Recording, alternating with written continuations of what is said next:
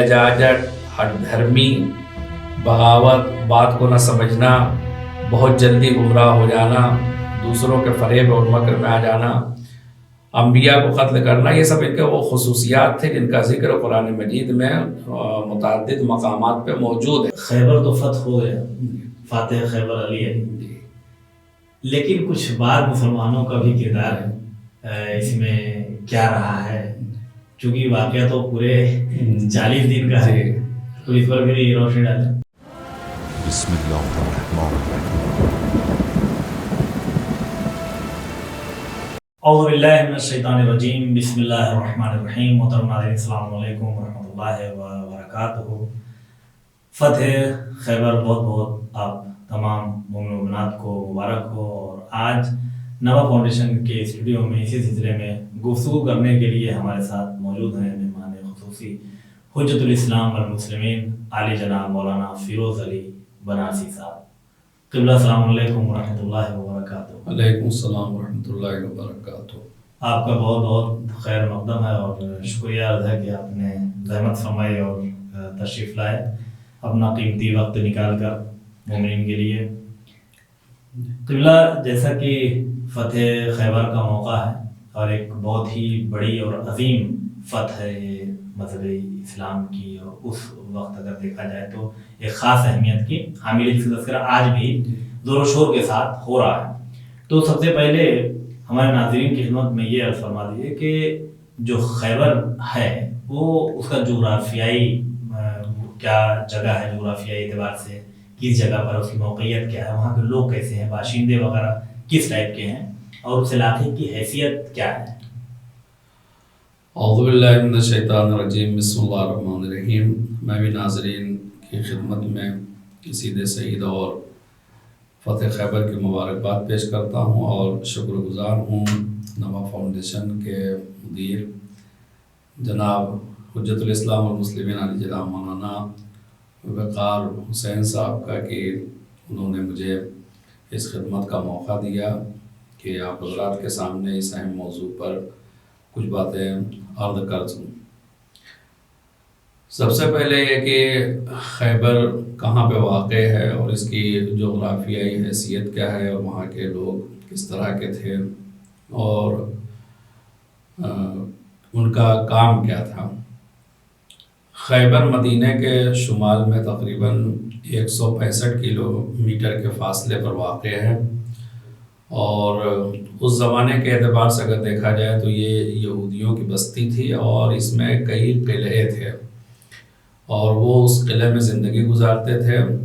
اور ان کا اصل پیشہ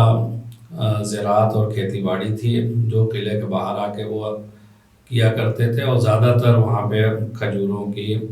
کاشتکاری ہوا کرتی تھی، کھجور کے درخت تھے جس کے ذریعے وہ اپنا امرار معاش کرتے تھے، یعنی اپنے کھانے پینے اور کے ذریعے کھانے پینے اور چیزوں کو ایک بہت ہی سبز و شاداب علاقہ تھا،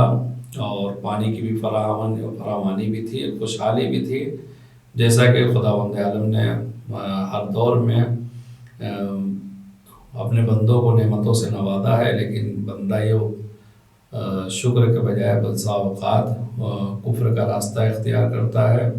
اور نبی خدا اور ولی خدا کے مقابلے میں کھڑا ہو جاتا ہے۔ تو یہ علاقہ آج بھی موجود ہے اسی نام سے، اور آج اس دور میں اس کے مرکز کو الشریف نامی شہر سے تعبیر کیا جاتا ہے، اور اچھا خاصا آباد علاقہ ہے، اور لوگ وہاں پہ زندگی بسر کرتے ہیں۔ جزاک اللہ، بہت بہت شکریہ آپ کا۔ قبلہ، یہ جنگ جو ہوئی وہاں پر، تو اس کا پس منظر کیا تھا، کیا وجوہات تھیں جس کی بنا پر اتنی بڑی جنگ کرنی پڑ گئی یہودیوں سے، اور ان کے اتنے بڑے قلعے کو فتح کرنا پڑ گیا؟ نبی اکرم صلی اللہ علیہ وآلہ وسلم نے مکے سے جب ہجرت کی اور آپ نے مدینہ میں آ کر ایک اسلامی حکومت قائم کی، تو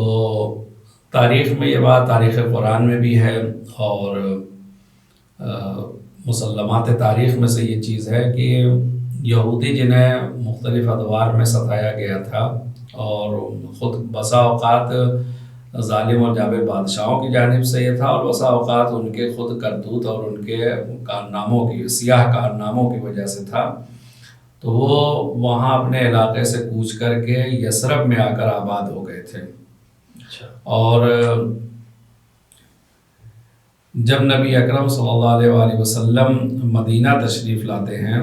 تو ان لوگوں نے بجائے اس کے کہ آپ پر ایمان لاتے ہیں اور آپ کی نبوت کا اقرار کرتے اور رسالت کے معتقد ہو جاتے ہیں، وہ نبی اکرم سے مقابلے کے لیے کھڑے ہو گئے، جیسا کہ قرآن مجید میں بھی موجود ہے۔ نبی کے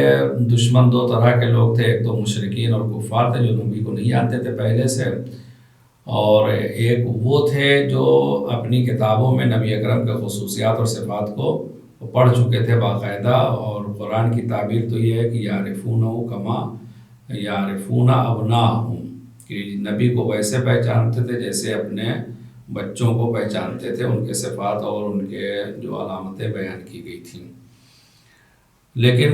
حسد، خداوند عالم حسد کا برا کرے کہ وہ ہر جگہ کار فرما ہو جاتی ہے، اور اس کے بعد ان لوگوں کو ایمان لانے میں مانے ہوئی کہ وہی بہانہ تراشیاں کی کہ یہ جو ہے نسل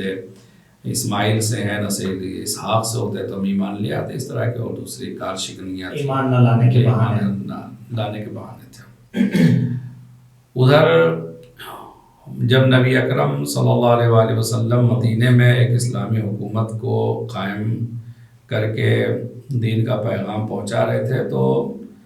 مختلف قسم کی رکاوٹیں، وہی لوگ جو کل مکے میں آپ کو ستا رہے تھے اور اذیتیں دے رہے تھے، وہ لشکر کشی کرتے اور مدینے تک آ جاتے ہیں اور نبی اکرم پر متعدد طریقوں سے حملہ کرتے ہیں۔ اس درمیان یہودی بھی نبی اکرم کو ستانے اور پریشان کرنے میں پیچھے نہ رہے، کفار کی مدد کرتے رہے، لیکن چونکہ اسلامی حکومت کے انڈر میں آتے تھے لہٰذا کئی مرتبہ معاہدہ ہوا کہ اگر مشرکین جنگ کے لیے آتے ہیں تو یہ یہودی اور اہل کتاب ان کی مدد نہیں کریں گے، ورنہ کیونکہ اسلامی حکومت کے دائرے میں آتے تھے لہذا نبی ان کو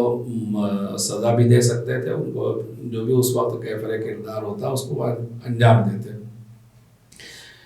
لیکن ہر مرتبہ معاہدے کا نتیجہ یہ ہوتا تھا کہ نبی اکرم کی جانب سے عہد کی مکمل پابندی ہوتی تھی، لیکن یہودیوں کی جانب سے ہر مرتبہ عہد شکنی ہوتی تھی،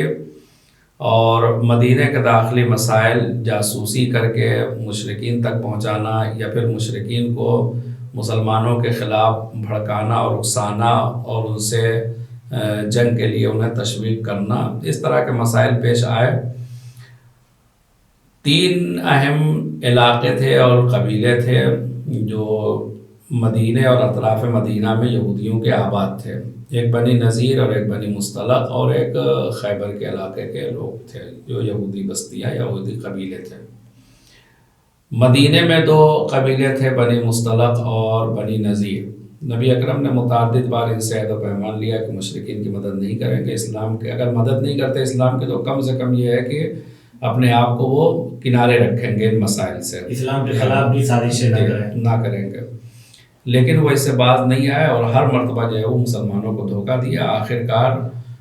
خداوند عالم کا جب حکم ہوا تو پھر ان کو مدینے سے نکال باہر کر دیا گیا، جس کا ذکر سورہ حشر میں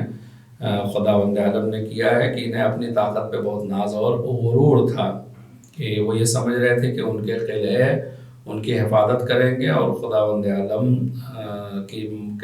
کی طاقت کے مقابلے میں وہ اسے اپنی بہت بڑی طاقت سمجھ رہے تھے۔ جب بنی نذیر کو خداوند عالم کے حکم سے نبی اکرم نے مدینے سے باہر نکال دیا تو اس کے کچھ افراد کو، ان کے بنی نذیر کے کچھ افراد کو خیبر کے یہودیوں نے پناہ دی، جس میں ہوئے ابن اخطب کا نام بھی سر فہرست آتا ہے کہ یہ بھی ایک یہودی تھا جو پیش نبی اکرم کے مخالفت میں ہمیشہ رہتا تھا، اور 2-4 لوگوں کے اور نام بھی تاریخ میں موجود ہیں کہ انہوں نے پناہ دے دی، کیونکہ اب یہ اسلامی جو حکومت تھی اس کے دستور کے خلاف تھا، اس کے آئین کے مطابق نہیں تھا، لیکن پھر بھی نبی اکرم نے صلی اللہ علیہ وآلہ وسلم نے چشم پوشی کی، لیکن جب انہیں پناہ مل گئی اور اس کے بعد پھر یہ مطمئن ہو کر اسلام کے خلاف سازشیں کرنے لگے، اور پھر اس میں سے کچھ افراد ہوئے ابن اخطب وغیرہ، یہ وہاں سے کوچ کرتے ہیں اور مکے جاتے ہیں، اور مکے میں مشرکین کو تیار کرتے ہیں کہ پھر سے ایک مرتبہ مدینے پر حملہ کریں۔ اس کی اطلاع اور خبر نبی اکرم صلی اللہ علیہ وآلہ وسلم کو ہو جاتی ہے کہ ایسا ایسا پروگرام بن رہا ہے۔ تب پھر آپ جو ہے بہت خاموشی سے بغیر کسی اعلان قبلی کے حکم دیتے ہیں کہ خیبر کی طرف کوچ کیا جائے۔ لشکر جو ہے وہ کوچ کے لیے تیار ہو جاتا ہے، اور انہیں ان سازشوں سے اور یہ جو اسلام کے خلاف ریشہ دوانیاں کر رہے تھے اور دشمنوں کو تیار کر رہے تھے اسلام کے مقابلے میں، تاکہ یہ ہمیشہ کے لیے اس باب کو بند کر دیا جائے اور ختم کر دیا جائے کہ کوئی وہاں پہ اب دوبارہ اس طرح کی حرکت نہ کرے جس سے مسلمانوں کو اسلامی حکومت میں اور اسلامی پیغام کو پہنچانے میں کوئی مزاحمت کا شکار ہونا پڑے۔ تو یہ پس منظر تھا جنگ خیبر کے واقع ہونے کا۔ جزاک اللہ، بہت تفصیل کے ساتھ بہت بہتر طریقے سے ہم نے بیان کیا، واقعی نہیں پتہ بھی چلنا چاہیے کہ وجہ کیا تھی اس کے خاص۔ اچھا، جو یہودی تھے وہاں پر خیبر میں، وہ کس خصلت کے، ان کی عادت اور خصلت، یعنی کس چیز میں زیادہ ان کی تھی عادت یا خصلت، ان کی خصلت؟ یہودیوں کے وہی خصوصیات، ایک تو یہ ہے کہ قرآن مجید نے جس قوم کا سب سے زیادہ تذکرہ کیا ہے وہ بنی اسرائیل اور یہودی قوم ہے، اور جن کے اوپر خداوند عالم نے بہت زیادہ نعمتیں بھی نازل کی اور انہیں طرح طرح کی نعمتوں سے نوازا، اور پورا ایک سلسلہ ہے انبیاء کا جو خداوند عالم نے ان کے درمیان نبیوں کو بھیجا، مبعوث کیا، ان کے اوپر کتابیں نازل کی، ان کو حکومت تک دی، اور ایک مقام پہ قرآن مجید میں بھی فرمایا کہ انی فضلتکم علی العالمین، میں نے اس وقت کی عالم انسانیت پر ان سب کو برتری دی۔ لیکن نتیجہ کیا ہوا کہ نتیجہ یہ ہے کہ جو نبی ان کو جس بنی اسرائیل کو جناب موسیٰ فرعون کے چنگل سے نجات دلا کر آزاد کرتے ہیں اور انہیں آزادی کی نعمت سے بہرامند کرتے ہیں، وہ اسی نبی کے مقابلے میں کھڑے ہو جاتے ہیں اور جناب موسیٰ کو اس قدر اذیت پہنچاتے ہیں کہ جناب موسیٰ کو یہ کہنا پڑتا ہے کہ لما تؤذوننی وقد تعلمون انی رسول اللہ علیکم، کہ تم مجھے کیوں اذیت پہنچا رہے ہو جبکہ تم جانتے ہو کہ میں تمہاری جانب اللہ کا رسول ہوں، فرستادہ بنا کر بھیجا گیا۔ یہ جناب اگر اپنی زبان میں سے کہا جائے تو یہ جناب موسیٰ علیہ السلام کا ایک مرثیہ ہے جو انہوں نے اپنی قوم، اور اس کے بعد یہ لجاجت، ہٹ دھرمی، بغاوت، بات کو نہ سمجھنا، بہت جلدی گمراہ ہو جانا، دوسروں کے فریب اور مکر میں آ جانا، انبیاء کو قتل کرنا، یہ سب ان کے وہ خصوصیات تھے جن کا ذکر قرآن مجید میں متعدد مقامات پہ موجود ہے۔ لیکن یہی خصوصیات ختم نہیں ہوتے ہیں، بعد میں بھی یہی تمام چیزیں ان کی جاری رہتی ہیں۔ لہذا قرآن مجید کے سورہ مائدہ میں جب مومنین کے سب سے بڑے دشمن کے تعارف کی بات آتی ہے اور پہچانوانے کی بات آتی ہے کہ سب سے بڑا دشمن کون ہے، مومنین کا، صاحبان ایمان کا، تو قرآن مجید نہایت تاکید کے ساتھ یہ فرماتا ہے کہ لَتَجِدَنَّ أَشَدَّ النَّاسِ عَدَاوَةً لِلَّذِينَ آمَنُوا الْيَهُودُ وَالَّذِينَ أَشْرَكُوا، کہ یقیناً ضرور بالضرور آپ پائیے گا کہ وہ لوگ کہ جو صاحبان ایمان ہیں ان کا سب سے بڑا دشمن یہود ہیں، اور اس کے بعد مشرکین کا خداوند عالم ذکر و تذکرہ کرتا ہے۔ تو یہ ایک بہت بڑی ان کی ایک خصلت تھی کہ صاحب ایمان کی مخالفت کرنا، اور اگر اس زمانے میں بھی دیکھا جائے تو یہ بات کسی سے ڈھکی اور چھپی نہیں ہے کہ اس وقت بھی، اس دور میں بھی اگر صاحب ایمان کا کوئی سب سے بڑا دشمن دنیا میں نظر آتا ہے تو وہ یہی قوم ہے جسے یہودی اور بنی اسرائیل کہا جاتا ہے۔ وہ نام اس کا بدل لیں چاہے جو بھی رکھ لیں، لیکن یہ ہے کہ یہ سب مسائل آج بھی ویسے ہی ہیں۔ اس لیے کہ اگر ہم یہ کہتے ہیں کہ یا علی حب کا ایمان و بغض کا کفر و نفاق، تو اس اعتبار سے بھی دیکھا جائے کہ جو محب علی ہے اس کا سب سے بڑا دشمن جو ہے وہ اس وقت یہودی ہے کہ حالات حاضرہ پہ نظر رکھنے والوں کو معلوم ہے کہ اس وقت یہودیوں کی نظر میں سب سے زیادہ کھٹکنے والی چیز اگر کوئی ہے تو وہ عالم تشیع ہے۔ سبحان اللہ، جزاک اللہ، بہت خوب، بہت بہتر طریقے سے آپ نے وضاحت فرمائی قبلہ۔ جیسے آج کے بھی زمانے میں یہودی جو ہے آج کل سرخیوں میں قوم یہ ہے، تو ان کو بھی دیکھ کے یہ آج بھی یہ لگتا ہے کہ ان کو کسی بھی قدرتی طاقت سے یا خدائی طاقت سے زیادہ انہیں اپنے اسلحے پر، اپنی طاقت پر جو ہے وہ ناز ہے۔ اسی طریقے سے کیا اس ٹائم کے جو یہودی تھے انہیں بھی اپنے اوپر زیادہ بھروسہ تھا، زیادہ اپنی قدرت پر انہیں ناز تھا، اس کے بجائے کہ وہ خدا کی طاقت پر اصل بھروسہ رکھیں؟ یہ بالکل بجا آپ نے فرمایا ہے، اور اس کی گواہی تو خود قرآن مجید میں ہے کہ وہ سورہ حشر کی ابتدائی آیتیں ہیں، ہم اس کی بھی تلاوت کریں تاکہ ناظرین کے ذہن میں رہے کہ وہ انہیں کس قدر اپنی طاقت پر بھروسہ تھا، اور وہ خدائی طاقت کو بھولے بیٹھے ہوئے تھے کہ خداوند عالم اگر چاہے تو ابابیل کے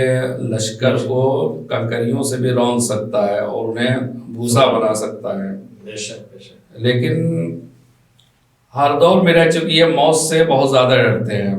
یہودیوں کی ایک جو خصوصیت بیان کی گئی ہے وہ یہ ہے کہ یہ موت سے ڈرتے ہیں، اسی لیے سورہ جمعہ میں ان سے پروردگار عالم نے خطاب کر کے کہا ہے کہ اگر تم اللہ کے اپنے آپ کو اللہ کا ولی کہتے ہو تو موت سے اسے فتمنوا الموت ان کنتم صادقین، اگر تم اپنے اس دعوے میں سچے ہو تو موت کی تمنا کرو۔ تو یہ بیچارے موت سے جو ہے وہ زیادہ ڈرتے ہیں، لہذا موت سے بچنے کے لیے جتنی بھی چیزیں ہو سکتی ہیں اپنے اعتبار سے وہ اس کو سمجھتے ہیں کہ یہی ہم کو بچا لے جائے گی، جبکہ معلوم نہیں ہوتا ہے کہ موت کدھر سے آئے گی اور کہاں سے آئے گی، انہیں وہ سب اللہ کے ہاتھ میں ہوتا ہے۔ سورہ حشر کی دوسری آیت ہے جس میں پروردگار عالم نے فرمایا هو الذی اخرج الذین کفروا من اہل الکتاب من دیارہم لأول الحشر ما ظننتم ان یخرجوا وظنوا انہم مانعتهم حصونہم من اللہ۔ یہ اتنے مضبوط اپنے آپ کو اتنے مضبوط قلعوں میں آباد کیے ہوئے تھے کہ خود قرآن مجید کہہ رہا ہے کہ ما ظننتم ان یخرجوا، مسلمانوں سے خطاب ہے کہ تمہیں بھی اس بات کا گمان نہیں تھا کہ یہ کیسے نکلیں گے وہاں سے، اتنے مضبوط قلعے انہوں نے بنا رکھے تھے۔ اور دوسری طرف سے ظنوا انہم مانعتهم حصونہم من اللہ، اور انہیں بھی اس بات کا یقین تھا کہ ان کے جو قلعے ہیں یہ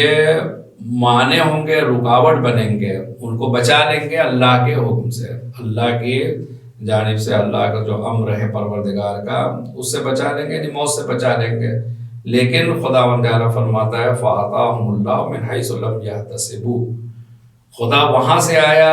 وہاں سے لشکر لے کر آیا، وہاں سے موت لے کر آیا جہاں سے وہ گمان بھی نہیں کر رہے تھے، وہ سمجھ رہے تھے کہ ہمارے قلعے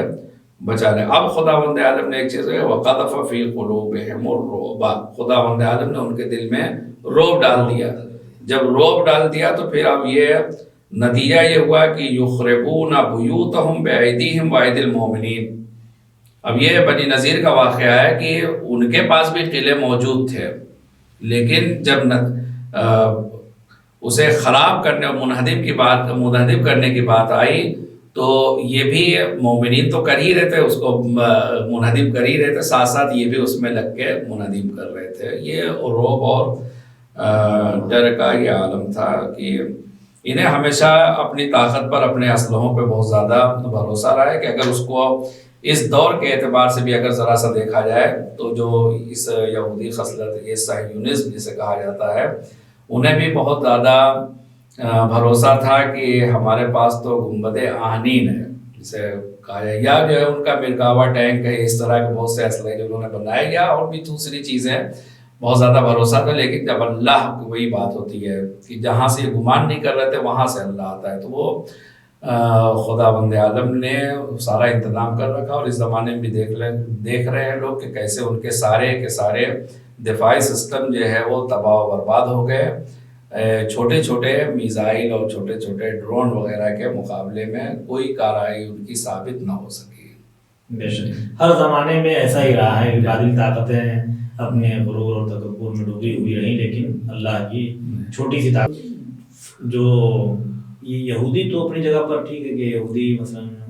ہم یہ دیکھتے ہیں کہ جتنے بھی اہل کتاب ہیں،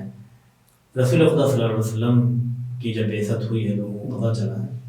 تو بہت سے افراد تو انتظار میں تھے کہ رسول آئیں گے تو ہم ایمان لے کر آئیں گے، لیکن وجہ کیا ہو گئی کہ اس کے بجائے کہ لوگ ایمان لائیں نبی کے مخالف ہو گئے دونوں میں سے کتاب، خصوصاً مثلا یہودی جو ہے تو اور زیادہ، اسی لیے مدینہ کو تقریباً جیسا کہ ہوتا ہے کہ آواز بھی تھا انہیں لوگوں سے کہ بھائی یہیں پر آئیں گے یہیں پر آئیں گے یہیں پر آئیں گے، لیکن جب آ گئے تو دیکھ رہے ہیں کہ اس کے بجائے کہ ایمان لے کر آئے ہیں کہانی جو ہے وہ کچھ اور نظر آتی ہے۔ ان کے یہاں ایک مسئلہ جو سب سے اہم ہے، دیکھیے اسلام ایک ایسا دین ہے کہ کوئی بھی غیر مسلم کلمہ شہادتین پڑھ کے مسلمان ہو سکتا ہے، وہ اسلام میں داخل ہو گیا۔ اب اس کے بعد وہ ہے کہ سید ہے غیر سید ہے، وہ ایک دوسرا مسئلہ ہے جس کا اسلام سے یعنی مسلمان ہو گیا یہ، یعنی اب کوئی فرق نہیں ہے، جو حکم ہمارے اوپر لاگو ہوگا جو ہم پہلے سے مسلمان ہیں وہی سارے احکام اس کے اوپر بھی لاگو ہوں گے جو بھی تازہ مسلمان ہے۔ بے شک یہ ایک مسلمان ہونے کے عنوان سے، لیکن اور بھی دوسرے ادیان ہیں کہ جس میں جیسے عیسائی اگر کوئی بننا چاہے تو عیسائی بن سکتا ہے، لیکن اور کچھ ادیان ایسے ہیں کہ اس میں کوئی دوسرا شامل ہو ہی نہیں سکتا ہے۔ اگر وہ یہودی خاندان میں پیدا ہوا ہے تو بس وہی یہودی رہے گا، کوئی دوسرا یہودی بن نہیں سکتا ہے۔ تو اب ان کے یہاں یہی فکر تھی کہ اب یہ سمجھ رہے تھے کہ یہودی وہ ہوتا ہے جو بنی اسحاق سے ہوگا، جناب اسحاق کی نسل سے ہوگا، لیکن نبی اکرم صلی اللہ علیہ وآلہ وسلم کے سلسلے میں یہ ہوا کہ آپ جناب اسماعیل علیہ السلام کی نسل سے تھے۔ تو جو ان کے یہاں ایک نسل پرستی ہے، جو جس نسل پرستی کی بنیاد پر وہ اپنے آپ کو کہتے ہیں کہ ہم اللہ کے رشتہ دار ہیں، قرابت دار ہیں، ہم احبا ہیں، اس کے دوست ہیں، اس کے خاص ہیں، بقیہ سارے انسان ہمارے لیے بالکل وہی حیثیت رکھتے ہیں جو مثلا فرض کیجئے انسانوں کے لیے جانور جو حیثیت رکھتے ہیں۔ تو یہ باقاعدہ ان کی تعلیمات میں بھی ہے کہ دنیا کے دیگر اقوام کو وہ کس نظر سے دیکھتے ہیں اور کس حیثیت سے انہیں انسان مانتے ہیں۔ تو ان کی سب سے بڑی دقت یہی ہوئی کہ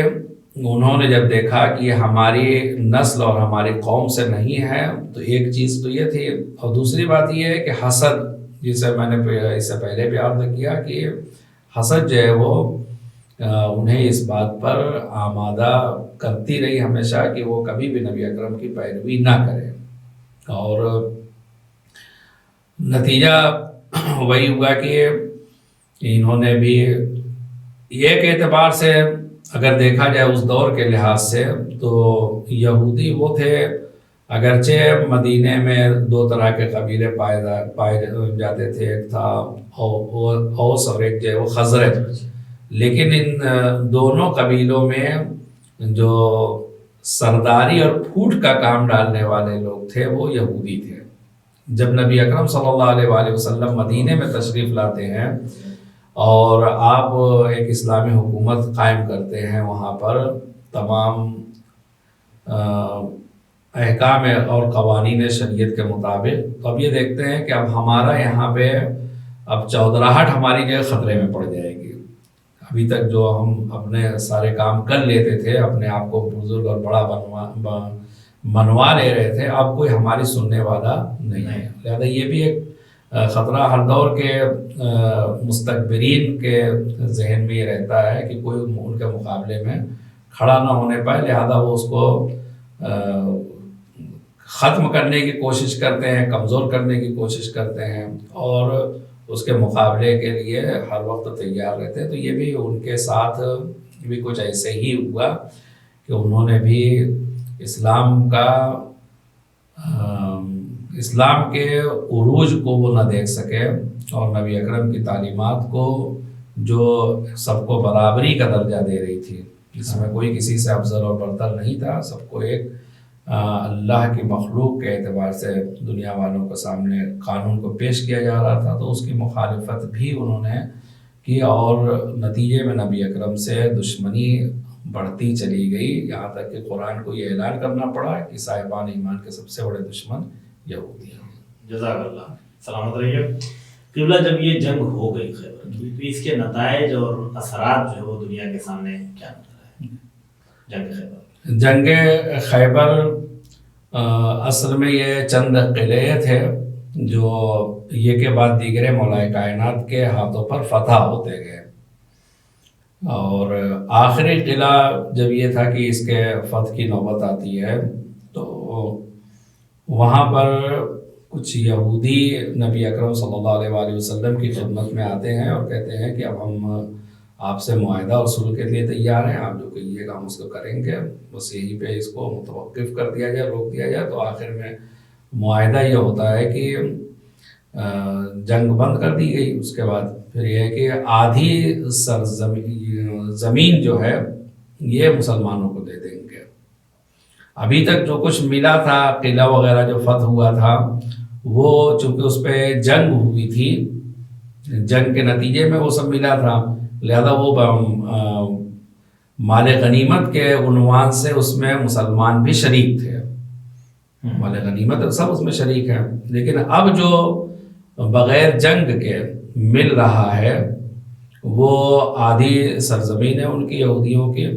جو نبی اکرم صلی اللہ علیہ وآلہ وسلم کو وہ دیتے ہیں، اور یہ تھا کہ جو بھی اناج وغیرہ پیدا ہوگا اللہ اس کی آدھی، وہ آدھا مدینے کو بھیجیں گے، اور اسی میں سے انہی زمینوں میں سے فدق کی بھی زمین تھی جو مدینے سے 200 کلومیٹر کے فاصلے پہ خیبری کے راستے میں واقع ہے۔ تو یہ وہ زمین تھی جو مسلمانوں کو ملی، اور فدق پھر آیت نازل ہوتی ہے سورہ اسراء میں کہ خداوند عالم فرماتا ہے وَآتِ ذَی الْقُرْبَى حَقَّهُ، کہ ذی القربہ کو، ذوی القربہ کو ان کا حق دے دیجیے۔ تو اس آیت کے نازل ہونے کے بعد نبی اکرم صلی اللہ علیہ وآلہ وسلم جناب فاطمۃ الزہرا صلوات اللہ علیہا کو بلاتے ہیں اور اس کے بعد فدق ان کے حوالے کر دیتے ہیں، چونکہ یہ نبی کا خالص مال تھا فدق، چونکہ اس پہ جنگ نہیں ہوئی، یہ معاہدے کے ذریعے۔ اور اس کے بعد یہ ایک سب سے بڑا فائدہ تھا۔ دوسرا اہم فائدہ یہ ہوا کہ مشرکین جو یہ سوچ رہے تھے کہ خیبر میں یہودی اپنی پوری طاقت کا مظاہرہ کریں گے، اسلام کو شکست دیں گے، اور پھر ہم کو ایک مرتبہ پھر مدینے پر حملہ کرنے کا موقع ملے گا، لیکن جب اس طرح سے یہودی پامال اور پسپا ہو جاتے ہیں تو پھر ان کی بھی ہمت اور حوصلے ٹوٹ جاتے ہیں۔ اور پھر حالانکہ یہ 7 ہجری کا واقعہ ہے، یہ 7 ہجری میں فتح خیبر ہوتا ہے، اور اس کا یہ یعنی ایک بہت بڑا پیغام تھا کہ یہودیوں کے اوپر، چونکہ یہودیوں کے اوپر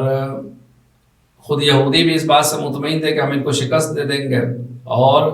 ادھر سے مشرکین بھی یہ ساری آس لگائے بیٹھے تھے کہ جیسے ہی یہودی کامیاب ہوں گے ویسے ہی ہم مدینے پہ ایک مرتبہ پھر حملہ بول کر سب کو تاراج کر دیں گے، اور پھر ہم اپنے کھوئے ہوئے عزت اور آبرو کو حاصل کر لیں گے، اسلام کو نابود کر یعنی کئی طرف سے یہ جو ہے وہ مسلمان گرے ہوئے تھے اس زمانے میں۔ جب خیبر تو فتح ہو گیا، فاتح خیبر علی ہے، لیکن کچھ بعد مسلمانوں کا بھی کردار ہے اس میں کیا رہا ہے، چونکہ واقعہ تو پورے 40 دن کا ہے، تو اس پر بھی روشنی ڈالیں۔ یہ وہ موضوع ہے جو عام طور سے سنا جاتا ہے مجلسوں اور محفلوں میں بھی، کہ لوگ جاتے رہے اور واپس آتے رہے، کبھی لشکر کہتا کہ مطلب سردار بھاگا، اور سردار کہتا لشکر بھاگا، لیکن جب 39 دن تک یہ فتح نہ ہو پایا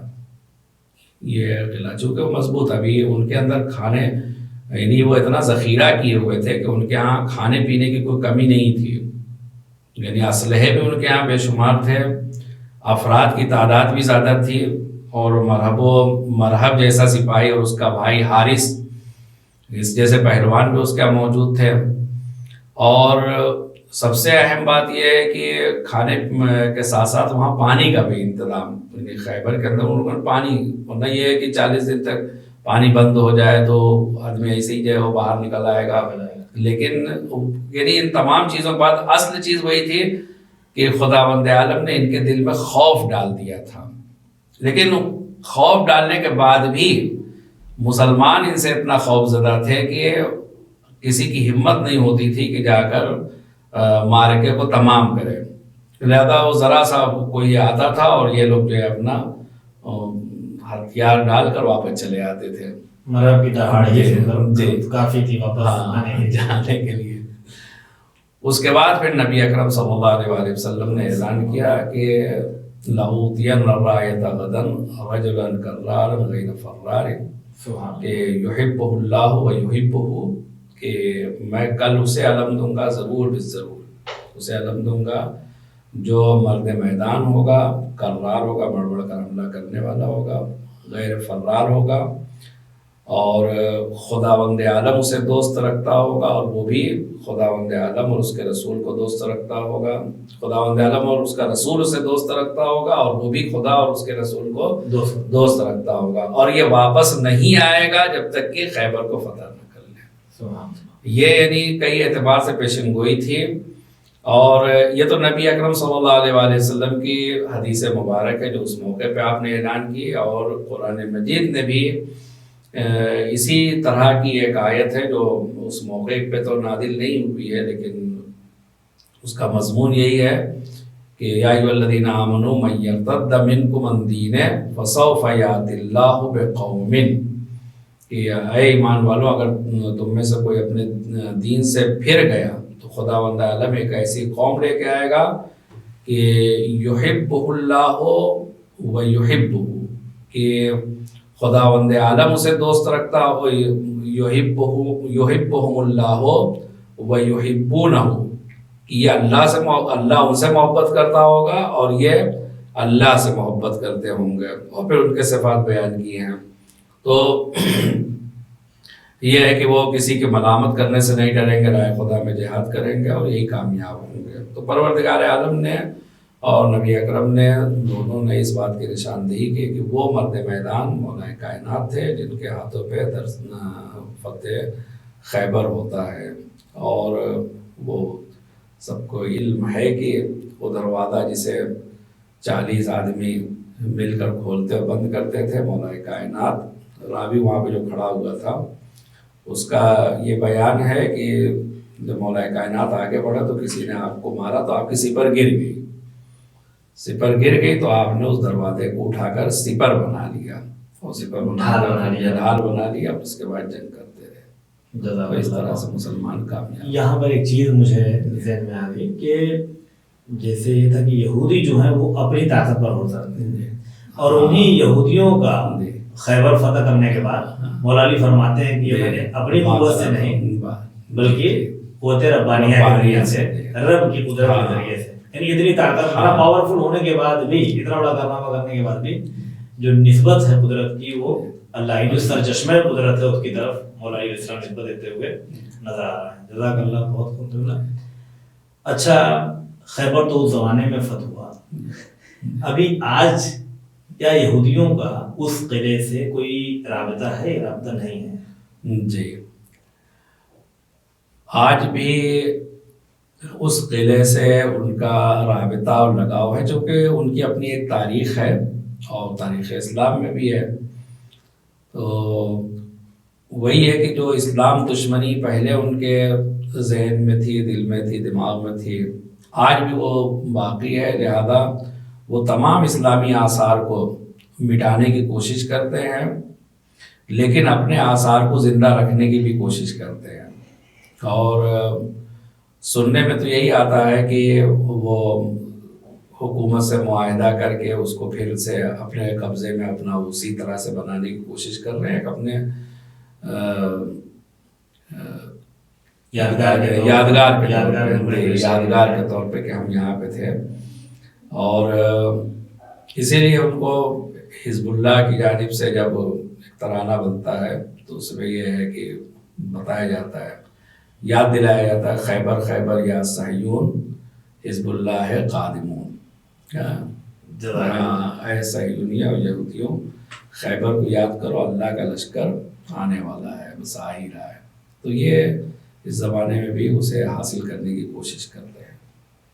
جزاک اللہ قبلہ، بہت خوب، اور بہت ہی اچھے طریقے سے آپ نے فتح خیبر کے عنوان سے اس پروگرام میں اپنے خیالات کا اظہار کیا اور بڑی باریکی سے ہر چیز کو ناظرین کے لیے ہمارے واضح کیا۔ اسی کے ساتھ ہم آپ سے اجازت چاہتے ہیں، خدا حافظ، فی امان اللہ۔ محترم ناظرین، ہمارا وقت یہیں پر ختم ہوتا ہے